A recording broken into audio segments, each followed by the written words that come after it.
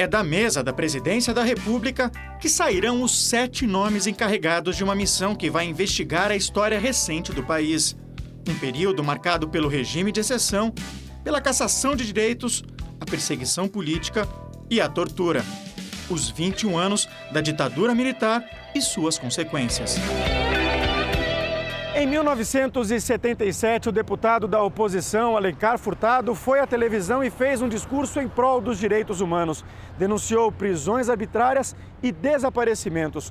Alencar justificou suas palavras da seguinte forma: para que não haja lares em prantos, filhos órfãos de pais vivos, quem sabe, mortos talvez. Os órfãos do talvez e do quem sabe. O governo militar reagiu com a truculência de sempre e cassou o mandato do deputado. Mas hoje, 35 anos depois, as questões levantadas por ele ainda permanecem sem resposta. O que horroriza e o que transforma a tortura, a execução extrajudicial, enfim, a desaparição como os crimes mais graves, é exatamente que eles eram agentes do Estado. Eles deveriam prender as pessoas, claro, e muitos fizeram isso. Mas, na realidade, a política, que era uma política de governo sistemática, massiva, era de não se importar com o que acontecesse, desde que uma informação fosse obtida e desde que aquela organização fosse destruída. Nós evoluímos para uma guerra de guerrilha. Não era uma situação normal em que nós vivemos hoje. Era uma situação em que você estava na rua, explodia uma bomba de um lado, um assalto ao banco, explodiu o banco e morria inocente. Era sequestro, era uma inquietação muito grande. Então, isto é guerra. E se é guerra, tem que haver, evidentemente, obter informações, você não pode. É uma situação diferenciada. De acordo com o Observatório de Direitos Humanos, durante o período da ditadura, 50 mil pessoas foram presas e 10 mil exiladas. O governo brasileiro admite que existam 535 desaparecidos políticos desse período. Conhecer o passado é uma antiga reivindicação dos familiares dessas pessoas, já que o governo militar nunca abriu seus arquivos. Cerca de 70 militantes desapareceram durante a guerrilha do Araguaia, uma tentativa promovida pelo Partido Comunista do Brasil de tomar o poder nos moldes da Revolução Cubana.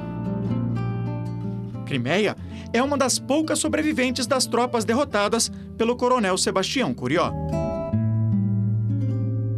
Numa guerra, mortes acontecem, né? O que não é aceito na guerra é a execução, a tortura e a ocultação de cadáveres. E é isso que nós reivindicamos, a entrega dos desaparecidos, saber as circunstâncias das mortes. Já fui homem, fui menino. A guerrilha do Araguaia se tornou peça fundamental na instauração da Comissão da Verdade, porque o caso foi julgado na Comissão Interamericana de Direitos Humanos da OEA na Costa Rica. Em novembro do ano passado, o Estado brasileiro foi condenado. E embora a OEA não tenha poderes soberanos sobre o Brasil, a pressão internacional forçou o governo a aprovar a Comissão da Verdade no Congresso. Ela terá 2 anos para investigar o passado, mas não poderá encaminhar os casos para a Justiça. Ninguém será julgado, muito menos punido. Isso porque o Supremo Tribunal Federal entendeu que a Lei da Anistia, votada em 1979, impedia a punição de guerrilheiros e também dos militares. O poder máximo da comissão será contar a história. Desvenda para a sociedade as estruturas da repressão, como aquilo aconteceu, os sistemas que permearam aquilo, as estruturas de poder que foram mobilizadas e como foram mobilizadas, quem financiou, como financiou. Esse sistema que aterrorizou o Estado, é importante que a juventude lembre isso. Não é o que pensa boa parte das Forças Armadas. No dia 18 de fevereiro de 2011, quando a Lei da Comissão da Verdade foi promulgada, os ministros militares não disfarçaram a sua insatisfação. Publicaram também um manifesto assinado por mais de 2.600 oficiais, criticando a postura do governo. O general da reserva, Rocha Paiva, que aceitou falar sobre o assunto, espera que a Comissão da Verdade investigue também os crimes cometidos pelas organizações de luta armada. No momento em que vai haver a Comissão da Verdade, ela tem que investigar os dois lados. Ela não pode se ater à investigação de um lado. E aí nós hoje, 30 anos depois daqueles fatos, nós estamos no dilema, porque alguns que participaram, alguns ex-militantes da luta armada, hoje estão em posições importantes no espectro político-social do país.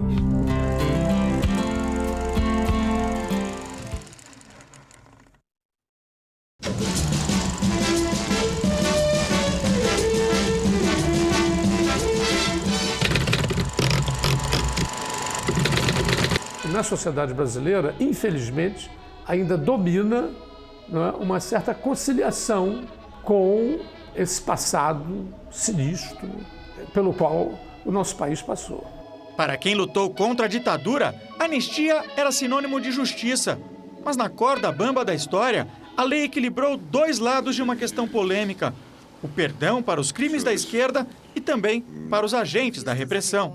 Interpretação confirmada em 2010 pelo Supremo Tribunal Federal. Foi o preço que a sociedade brasileira pagou para acelerar o processo pacífico de redemocratização. A decisão ocorreu depois de uma ação do jurista Fábio Conder Comparato, advogado com histórico na luta pelos direitos humanos. Por conta dela, a Comissão da Verdade terá poderes de investigar, mas não de encaminhar os casos para serem julgados pela Justiça. Um recurso da Ordem dos Advogados do Brasil ainda aguarda para ser julgado no Supremo. Há no Brasil uma tradição de desrespeito aos direitos humanos. Além disso, há a questão da tradição oligárquica. Esse Brasil nunca foi uma democracia. Na verdade, ele nunca foi uma república, ou seja, um regime em que o bem comum do povo está sempre acima do interesse particular de indivíduos e grupos, ou seja, o poder soberano sempre ficou nas mãos de um pequeno grupo. Anistia quer dizer perdão, e no final da década de 70, quase todos os grupos de luta armada já haviam sido derrotados no país. No entanto, restavam muitas pessoas presas e milhares de exilados. A repressão acabou por viabilizar um antigo desejo dos grupos mais moderados, uma anistia aos presos políticos. Foi um processo que ganhou as ruas. A ideia inicial era uma anistia ampla, geral e irrestrita. Mas o projeto de lei aprovado por imposição do governo militar só permitiu a libertação de cerca de 40 presos políticos que ainda não haviam sido condenados pela justiça. O efeito maior foi sentido fora do país, pelos exilados. Milhares de pessoas retornaram ao Brasil embalados na voz de Elis Regina. Com a volta do irmão do enfio. Daniel Arão Reis, um dos líderes do MR8, uma guerrilha urbana que tinha sequestrado o embaixador norte-americano, pôde voltar para casa depois de 9 anos no exterior. Daniel chegou a ser preso pelos militares, mas foi libertado e exilado em troca de outro embaixador, um alemão, sequestrado por outra organização de esquerda. Foi uma experiência muito interessante, não é? Muito impactante. Não é? Eu fiquei 9 anos e 3 meses fora do Brasil. Meus filhos nasceram fora do Brasil. A ditadura, inclusive, os considerava apátridas, não é? Então foi um momento de reinserção, de recuperação. Arão Reis era filho de militar, mas nem por isso foi poupado da tortura. O perdão que valeu para ele, valeu também para seus algozes. A lei da anistia equivaleu os dois lados e por isso é defendida pelos militares até hoje. E essas apurações têm que ter sempre sob o manto da lei da anistia, porque ela é que garantiu até agora a nossa paz social. Foi um pacto que foi afirmado, que foi acertado entre as duas partes. As duas partes têm erros. Não vamos dizer que não tem, porque qualquer um que vá ler e pesquisar vai ver. A lei da anistia perdoa crimes cometidos pelos dois lados até 1979. Os procuradores da República defendem, porém, que o crime de sequestro é permanente de acordo com o Código Penal e não poderia perder a validade. Todos os fatos, os crimes políticos e conexos cometidos até agosto de 1979, eles estão anistiados do ponto de vista do Supremo Tribunal, interpretando a Constituição brasileira. Não é? Os fatos ocorridos naquela época e que se prolongaram depois de 79, eles não estão alcançados pela lei de anistia, nem poderiam estar, porque os fatos continuaram a acontecer. As ações movidas pelo Ministério Público com base nessa tese para punir os militares foram rechaçadas pela Justiça por conta justamente da lei da anistia. Ela é tão polêmica que divide até quem lutou contra a ditadura. Há feridas, entendê-las, respeitá-las, sem dúvida. Agora, eu não posso construir o processo democrático querendo que ela sangre permanentemente. Isso, a meu ver, não é a forma de se construir um país. Crime grave desse tipo tem que ser punido, porque os autores de crimes, considerados crimes durante a época da ditadura, os rebeldes que se insurgiram contra a ditadura, esses foram punidos exemplarmente, alguns com a vida. Eles eram julgados pelos tribunais militares, quer dizer, hoje não. Hoje é possível dizer que o torturador vai ter o que ele não deu para suas vítimas. Ele vai ter o direito de defesa.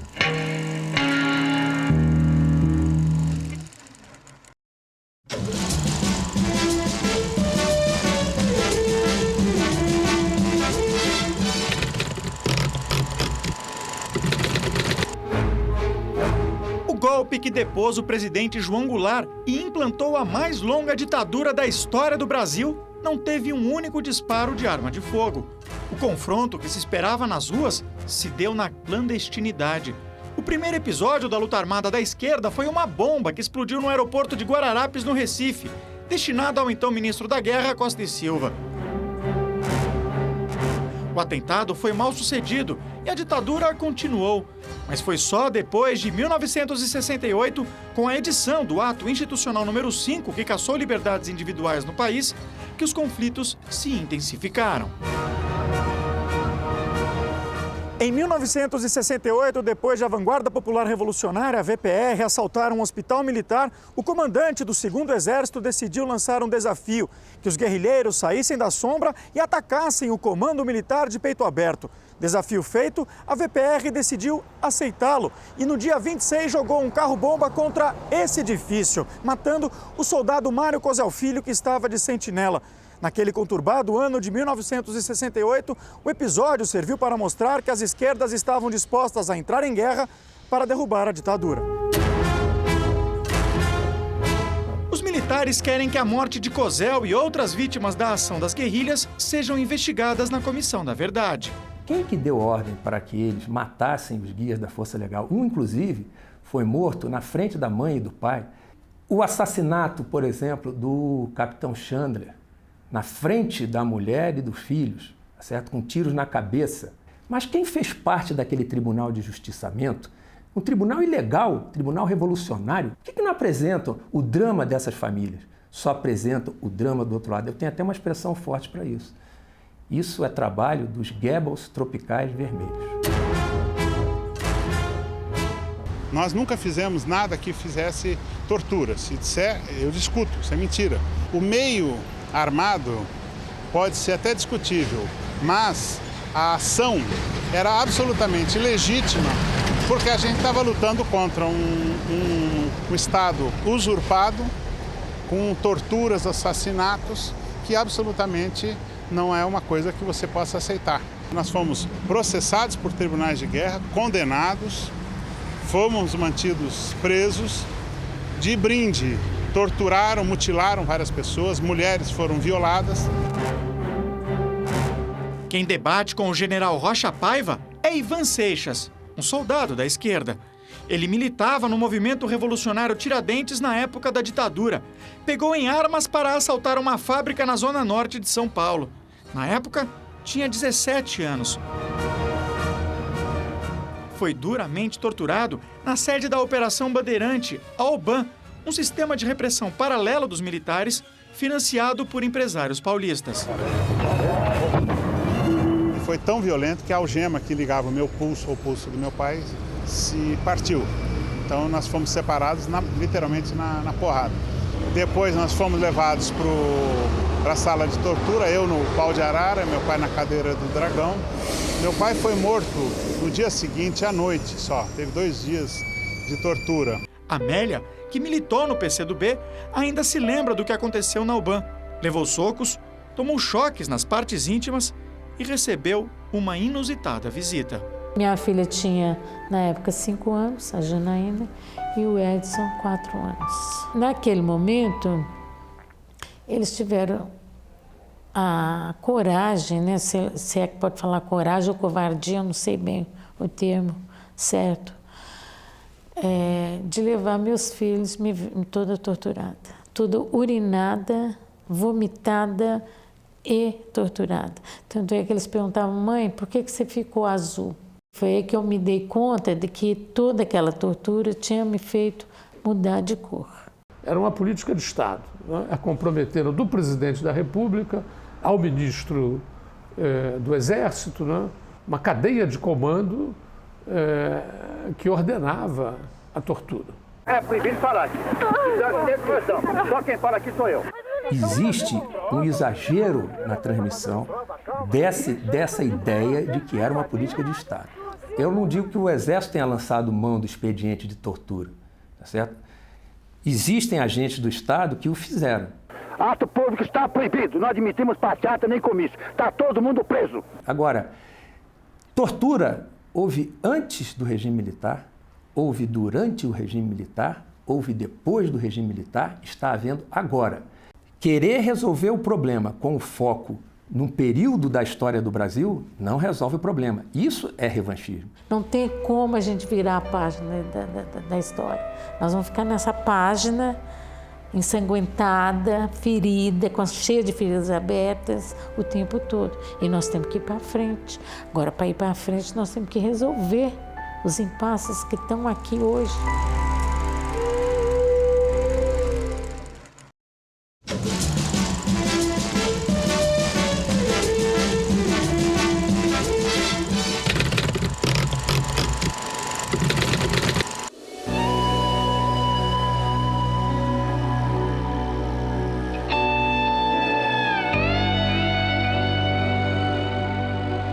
No lugar onde antes ficava a casa de Rubens Paiva, no bairro do Leblon, um dos mais nobres do Rio de Janeiro, hoje existe um edifício de altíssimo padrão.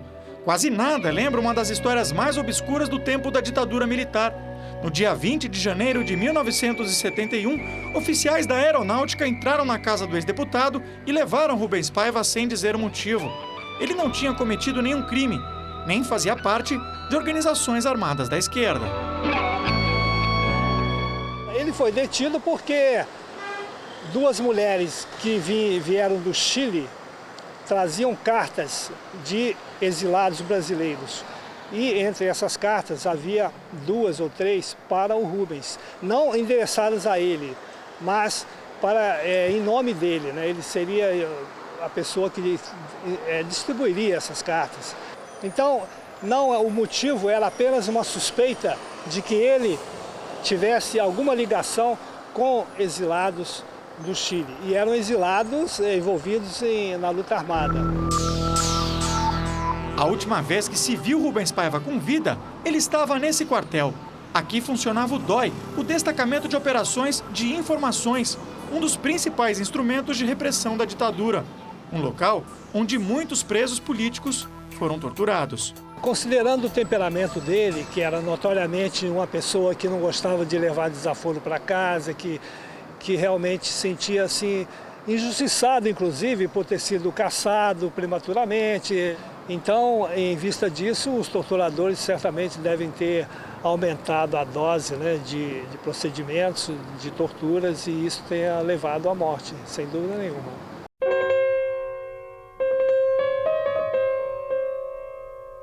Vera, filha de Rubens Paiva, tinha 16 anos na época em que o pai foi levado pelos militares. Até hoje, ela não conhece o destino de seu pai. Pra gente, um pouco, era a sensação de não ter o que responder quando perguntava, mas o seu pai morreu? Né? Morreu. Onde ele está? Né? E de não poder, nos anos 70, com certeza era perigoso dizer, não, ele foi preso e a gente não sabe dele, né? E de e em algum momento, como nós já dissemos, ter que decidir que ele provavelmente não voltaria mais. E isso é bem dolorido, né? No total, durante o período da ditadura militar, 339 pessoas simplesmente desapareceram quando estavam em poder do Estado. Boa parte delas foi enterrada em valas comuns aqui no cemitério de Perus, na zona oeste de São Paulo. São casos que, a exemplo de Rubens Paiva, permanecem obscuros até hoje, cujo único rastro é a dor das famílias que não puderam velar seus mortos. If you hold a stone, hold it in your hand. Paulo Cesarendo é psicólogo. Ele fez um laudo sobre os traumas enfrentados por familiares de desaparecidos políticos. O trabalho foi apresentado na Corte de Direitos Humanos da OEA.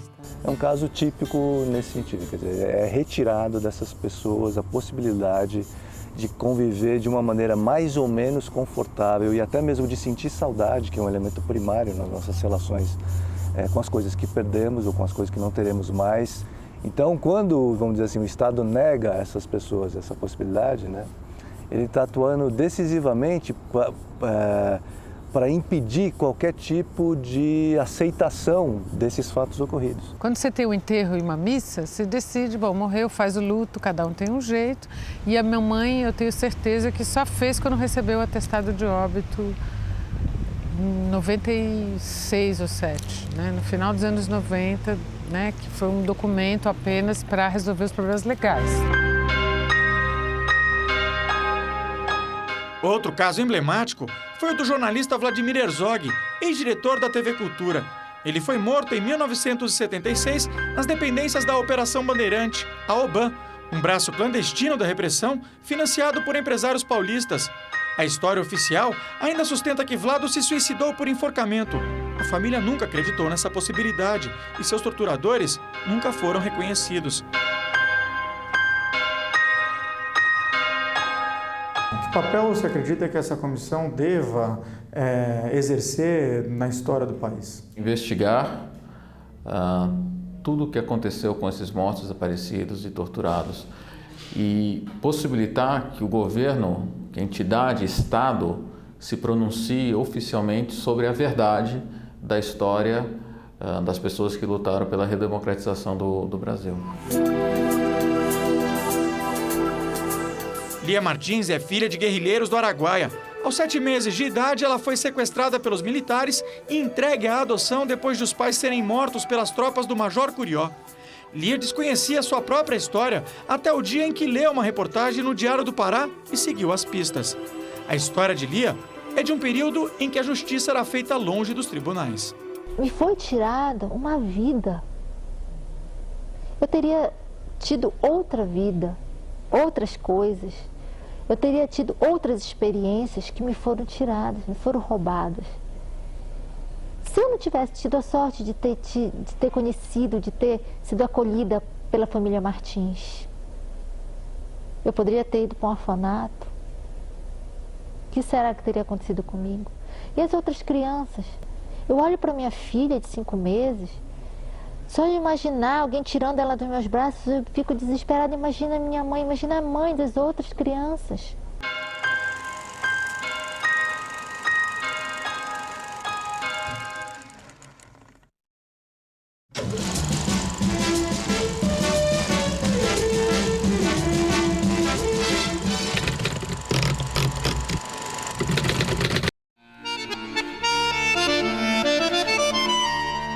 Às margens do Rio da Prata, jazem milhares de mortos políticos. Embora não haja corpos, os nomes estão todos escritos nesses muros, uma maneira de homenagear aqueles que desapareceram durante o regime militar na Argentina.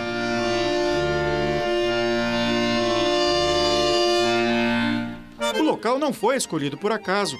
Muitas pessoas foram arremessadas ao rio de aviões militares nos chamados voos da morte. Hoje, o Parque da Memória é um local de aprendizado.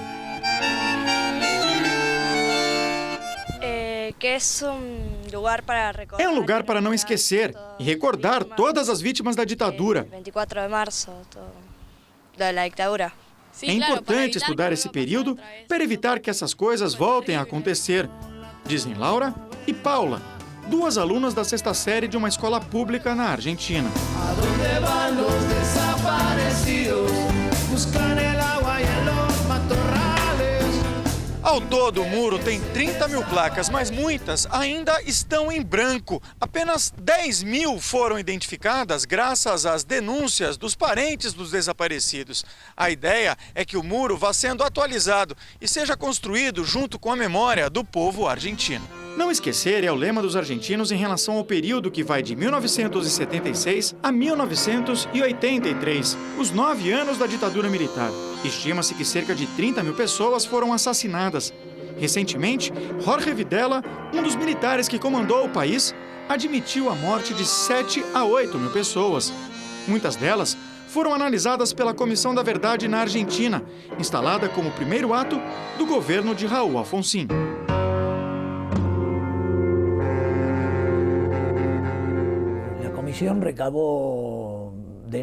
A comissão elencou denúncias sobre 8.700 desaparições. Com o correr do tempo, pôde identificar o funcionamento de 370 centros de detenção clandestinos e pudemos individualizar ao redor de 1.700 pessoas, entre militares, policiais e até médicos que participaram ativamente nesses episódios de repressão, explica Daniel Salvador, ex-secretário da CONADEP, como a comissão foi chamada. Um dos trabalhos mais notáveis se deu sobre a Escola da Armada da Marinha, onde funcionou um centro clandestino de repressão.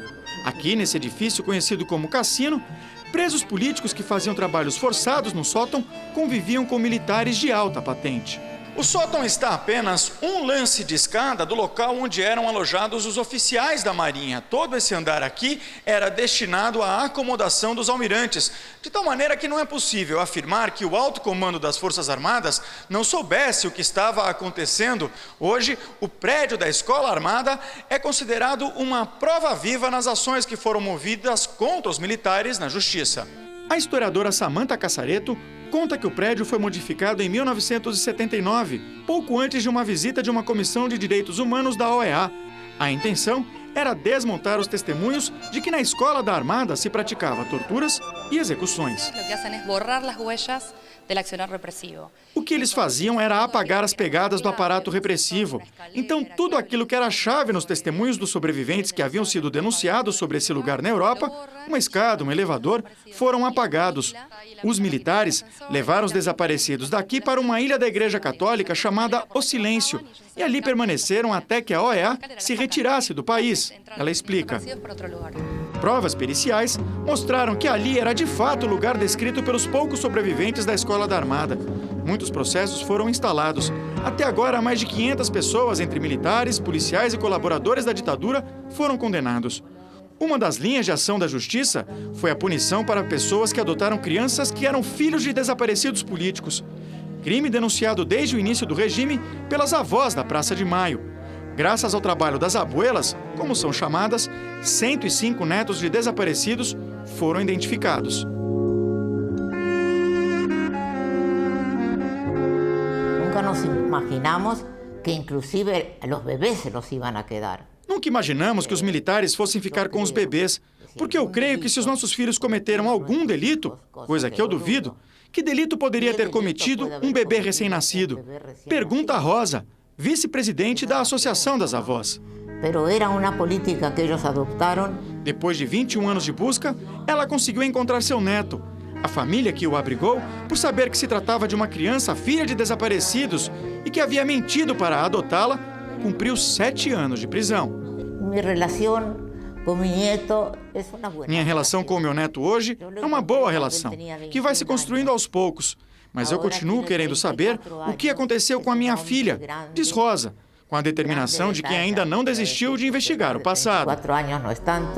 Memória que o vencedor do Prêmio Nobel da Paz em 1980, Adolfo Pérez Esquivel, usa como argumento para se dirigir às Forças Armadas brasileiras. Hay que tener coraje para reconocer los errores cometidos. É preciso ter coragem para reconhecer os erros cometidos e coragem para poder superá-los, para poder ser parte integral do povo. Não creio que se possa construir nenhum projeto de país sem as Forças Armadas. As Forças Armadas têm que ter presença, mas tem que ser uma presença ativa, a serviço do povo, não em contrário dele. Eu creio que isso seria o melhor que poderiam fazer ao povo do Brasil. diz o Prêmio Nobel da Una Paz. presencia activa al servicio de su pueblo, no en contra de su pueblo.